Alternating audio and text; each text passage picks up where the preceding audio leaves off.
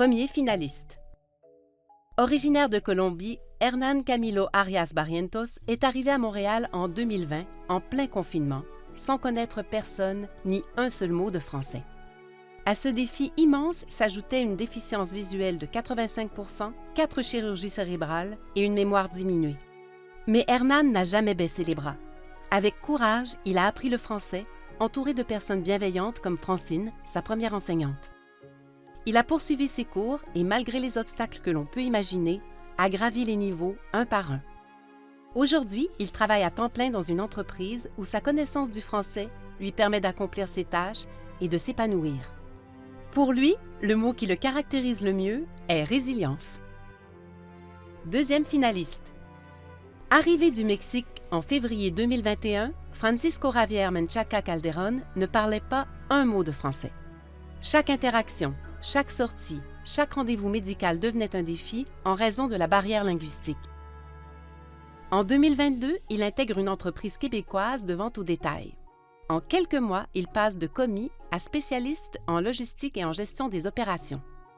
Pour y parvenir, il apprend le français d'abord en ligne, puis en s'inscrivant dans une école où il suit des cours le soir après ses journées de travail.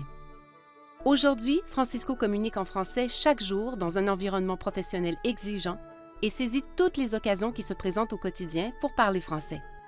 Il poursuit sa formation en francisation avec rigueur. Il est convaincu que la langue est un outil d'intégration essentiel. Son expression française préférée est « petit à petit, l'oiseau fait son nid », car elle illustre parfaitement son parcours d'intégration au Québec. Troisième finaliste. Mayra Johanna Floriano Parra quitte la Colombie pour s'installer au Québec en mai 2023 avec peu de certitude et une grande volonté, celle d'apprendre le français pour reconstruire sa vie. Ses débuts sont difficiles. Elle dépend d'un interprète et redoute même un simple « bonjour ». Mais un geste inattendu, celui d'une dame âgée qui l'invite chez elle pour lui apprendre les bases de sa nouvelle langue, devient le point de départ d'un parcours de courage et de résilience. Elle fréquente aussi la bibliothèque, suit des cours de français dans un centre communautaire, puis au cégep de Sainte-Foy. Elle travaille dans une épicerie, puis auprès de personnes aînées, qui deviennent elles aussi des professeurs de français. De confusion entre fraises et frites à l'obtention de la bourse Inclusion, Mayra transforme chaque défi en occasion. Aujourd'hui, elle travaille comme agente de proximité en éducation et soutient d'autres familles immigrantes dans leur intégration.